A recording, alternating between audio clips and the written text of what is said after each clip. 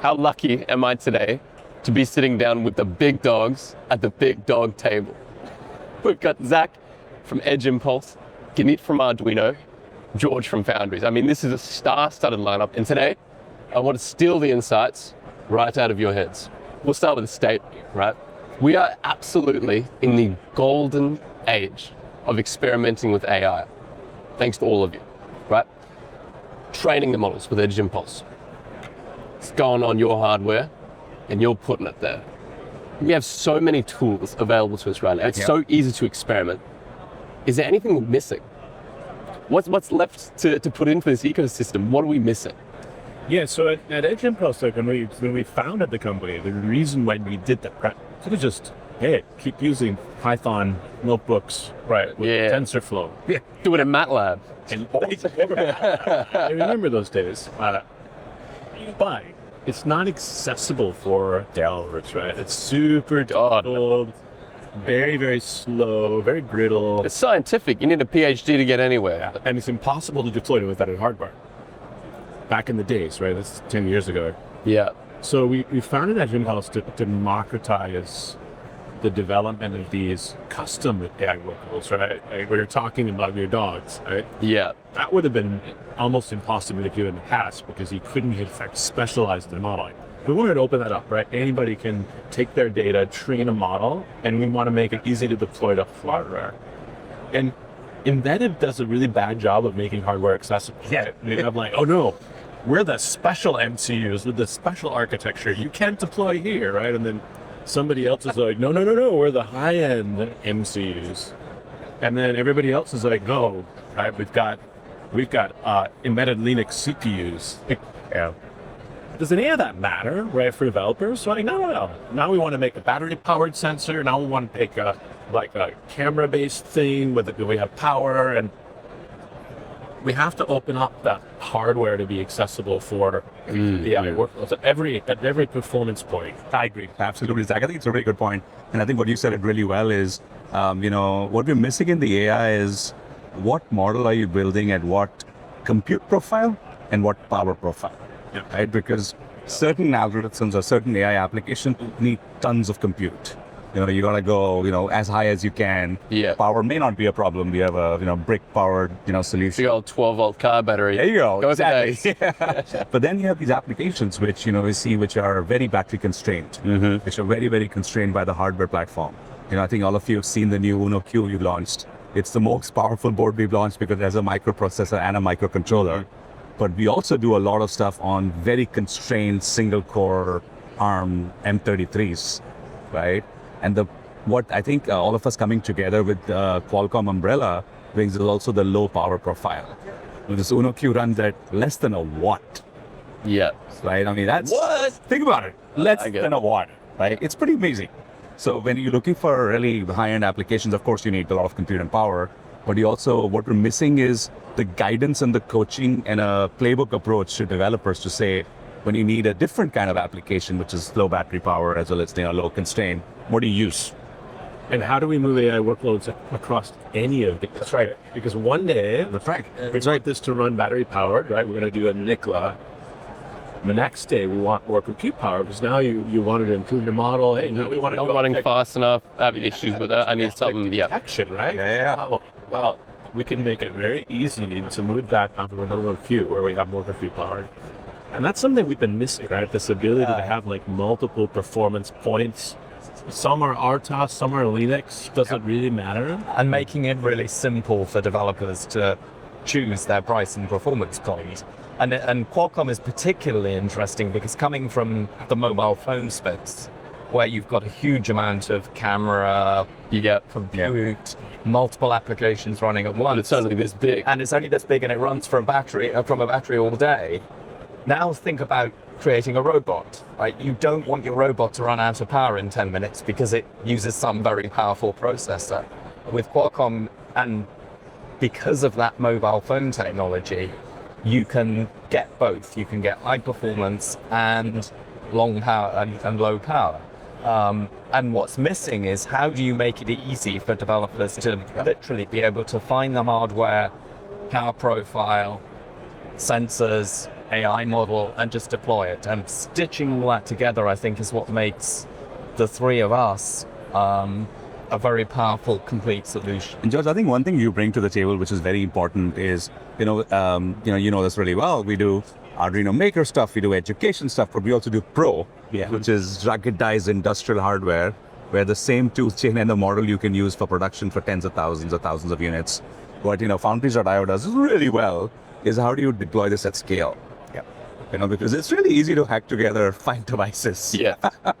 And then good luck doing 5,000 and 10,000 devices the same way. The order came in, guys. Oh my God! Yeah. So we'll say, oh, good news we have a PO, bad news we have a PO. Bad news, we got 3 staff and 2 Arduinos. So I think that's also the very, very important from your perspective to bring in. Does that make sense? That does make sense. Yeah. I want to ask, we're talking about sort of stitching you guys together. I want to ask about the developers' experience when they're developing an AI model or deploying an AI model that they want to do securely, right? You want security in it. You want security in the model, you want security of the data that the cameras they're collecting, you want it secure.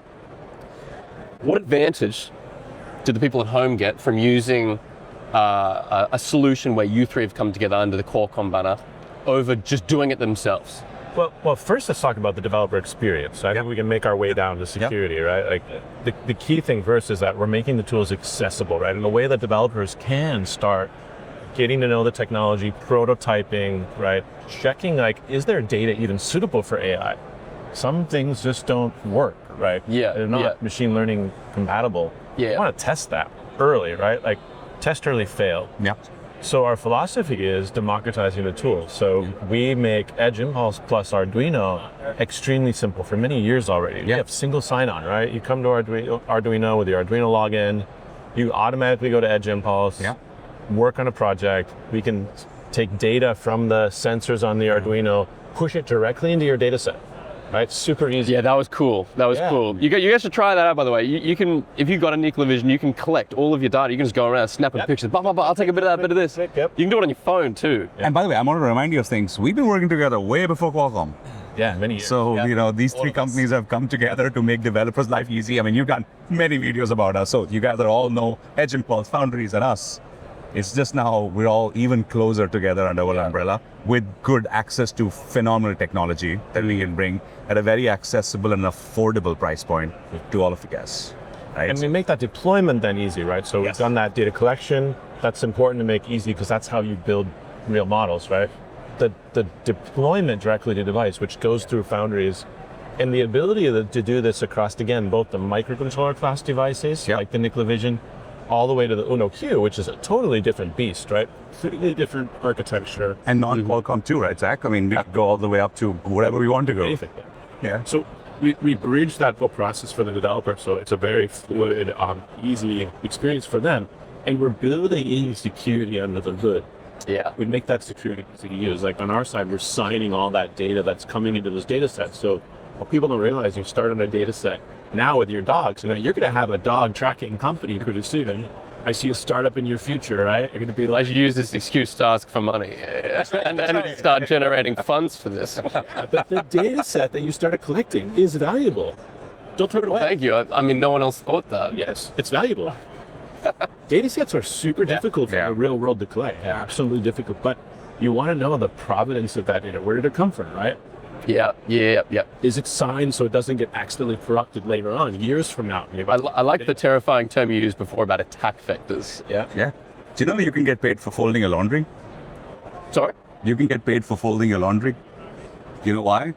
Data sets. Yeah. Because the robotics companies are trying to figure out if they do create a robot to fold their laundry, you can get paid for folding hundreds and hundreds of clothes because they need the data set. They need hours and hours of data set to make it work. So data set, don't underestimate the data set you have right now. You could probably get Well, you can make some extra cash. dog and cat images will probably get paid as well. And then from a security point of view, you've actually got to secure the operating system, the updates, and this is complex. And so one of the challenges that we all solve, and Arduino solve it in hardware, Zach solves it in AI and models, and we're solving it in terms of making it easy for developers to properly secure their devices. And from a hardware perspective, George, just to take this one step forward, So Arduino Pro, I think you mentioned that a couple of times. Never heard of it. Yeah. So that Pro line, every product has a secure element built in. So we Does have it? encryption and the secure element security built in Didn't know every this. product. Yes. And then So- updating everything has to also be secure, because if your update your side of mechanism, if your update mechanism isn't secure, you've got a problem, right? Yes. And you've seen hacks of cars and that kind of thing. So that's all built into this combined solution, because one of the things about models is you often want to change the model for a particular environment you're in. So the environment here in a conference is very different from in an office. And the ability to train and update that model over the air securely is critical. Super important. So we've got secure models, secure data, secure training, secure hardware, secure updates. Yes.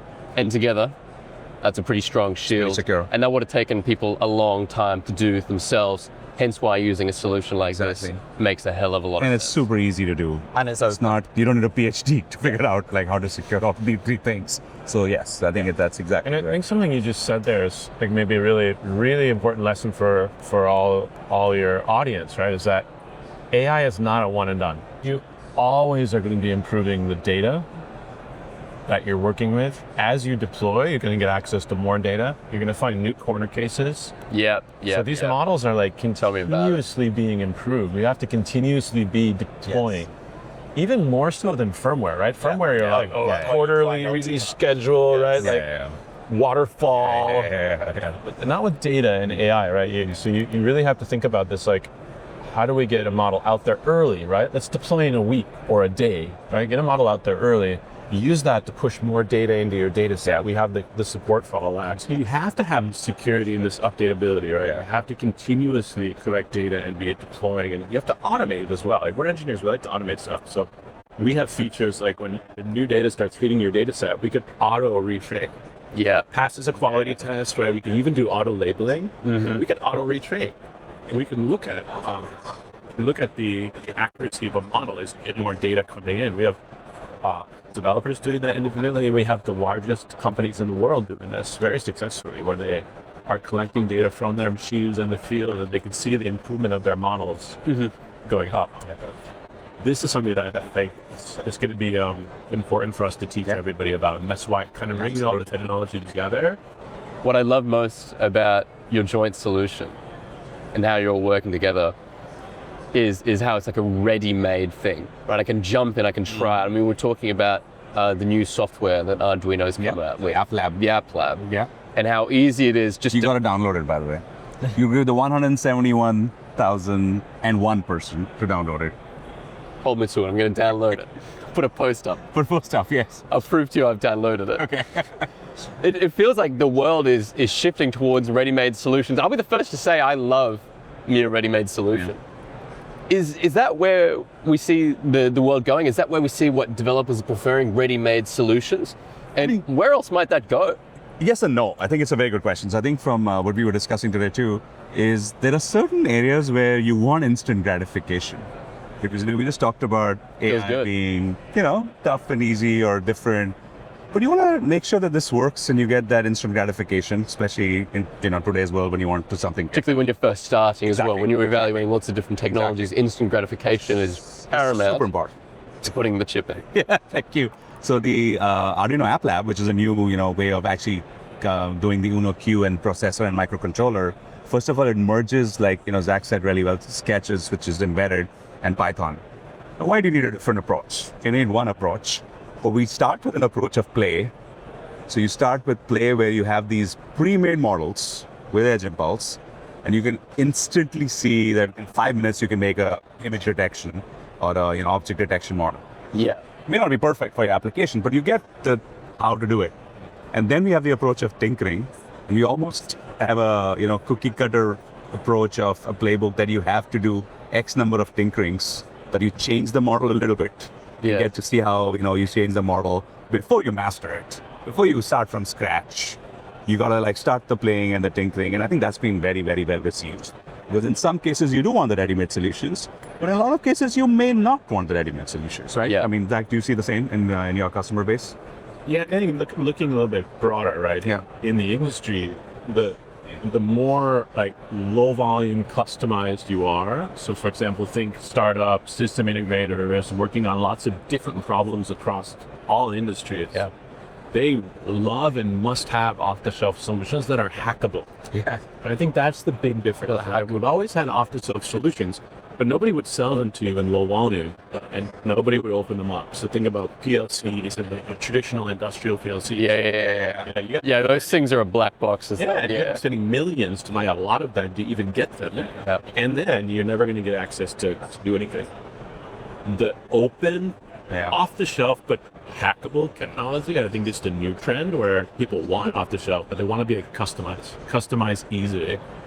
And it's kind of the beauty of Arduino Pro plus Edge Impulse.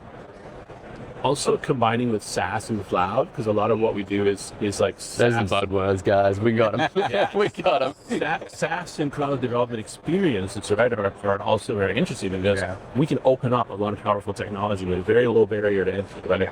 That's why we can enable people to do like customizing of models on a free tier, right? The impossible to do.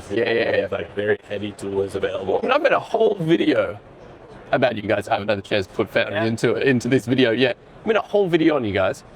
The only cent I've spent is on the Arduino hardware. Yeah. Which was actually sent to me for free. Yeah. So I haven't spent a cent. But I mean, I've been using your hardware completely for free. Yeah. And I've got something, I wouldn't call it ready for production by any means. Yeah. But we'll give it a month. It can work. Yeah. Can work. And then getting it into production is where we take over. And what we do is make it really easy once you've got your model and your startup or even if you're a big company. Right. Typically, it's very difficult to go from that, I have a working prototype, to actual production. There's a lot of things to think about. And we make that as easy as possible. So we can get customers to production from their working demonstration and prototype, and securing the devices, provisioning the devices, and then shipping 10 devices or shipping 10,000 devices or 100,000 devices. Here's an idea on that. Those for years. I think there's an idea on that. I think we should do a webinar to take our PLC. It's the Opta, right, which is open, like Zach said. Put an Edge Impulse model on it. Customize the software. Edge Impulse model on an Opta? Yeah.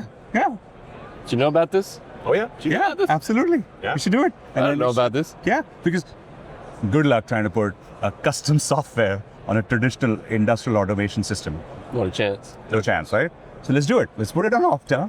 Let's show everybody how we can do it. Let's put a model. Let's throw some sensors. Yeah. We'll pick up some sensors and throw it into it and show how it works in a PLC, in an industrial We PLC. can connect it to that conveyor belt that's right over there. We got a conveyor belt right there. Yeah. That's great. Conveyor belt right there, guys. Cameraman, get some conveyor belt shots. It's got some vibration, right? You got Let's something do it. wrong with that conveyor belt. We can use that PLC to detect there's a problem, and we can feed it into the same UI where we're doing computer vision to look for anomalies in the actual product, right? We can look for anomalies in the assembly line. Because then you get the feel of what's ready-made and immediately gets to production, or it needs to be customized. Because there's a lot of cases where you have to customize it. And my favorite example is this company called Atlas Machine in Louisville, Kentucky.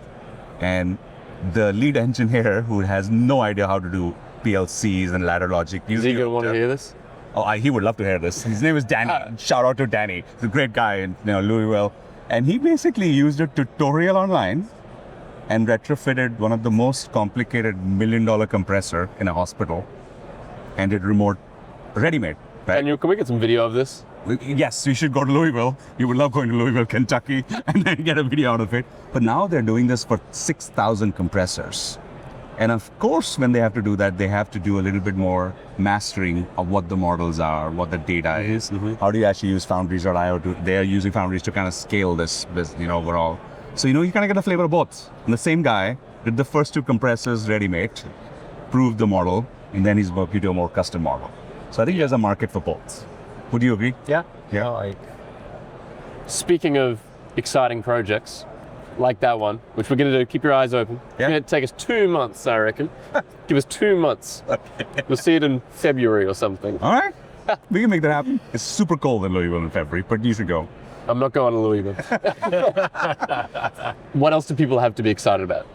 Oh, we're so excited to have all of this coming together and to have Qualcomm and Qualcomm's technologies being able to be used in this industry now, out of the box on a sub $50 device is just incredible. And I'm really excited about this just being the start. This is the start of the journey and making everything open so people can actually deploy, people can experiment, education, what Arduino's user base, that ecosystem, that developer ecosystem that Arduino has, there's nothing like it in the world.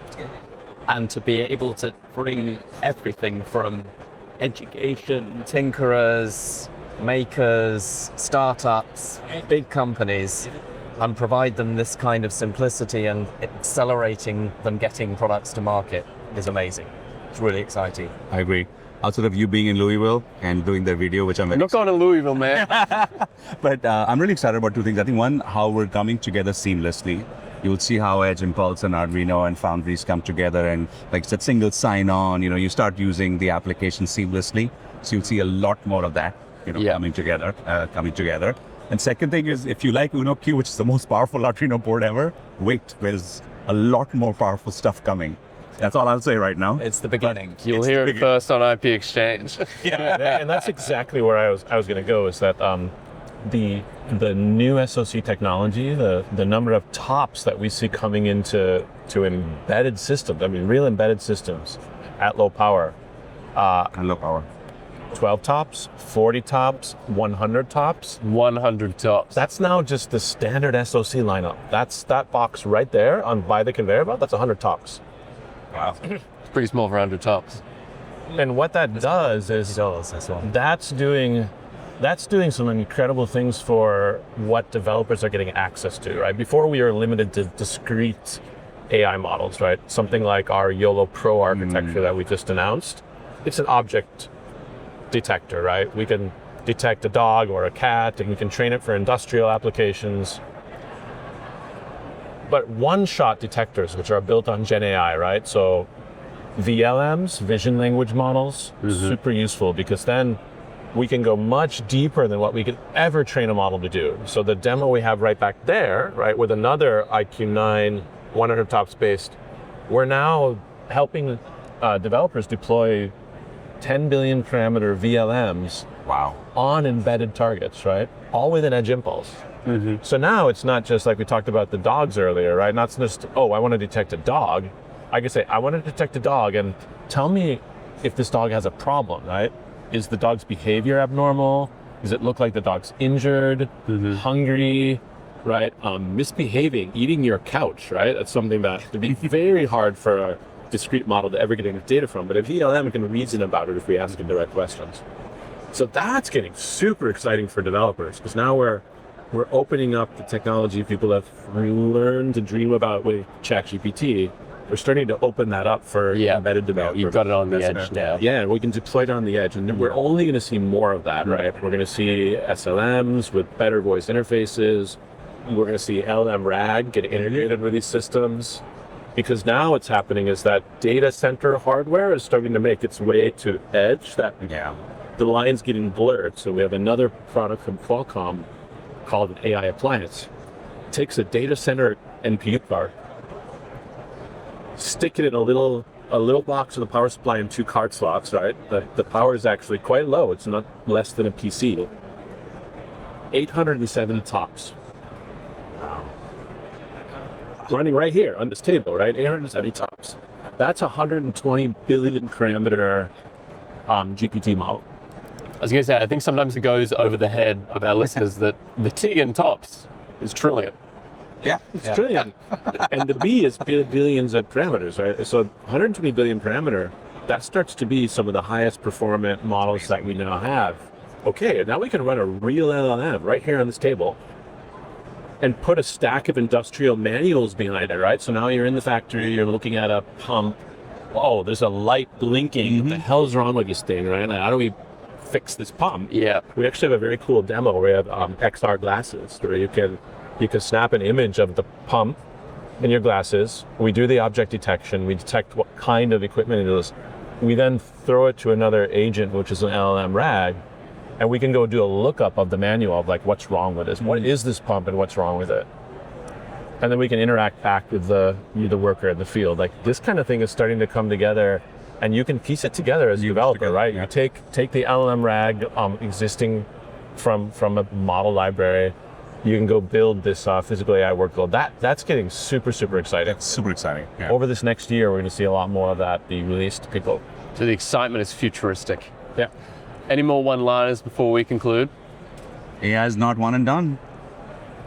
That's going to be that's going to be in the next interview. We're going to talk about the development cycle. Brilliant. Thank you very much, gentlemen. I appreciate it. That was good. Good job.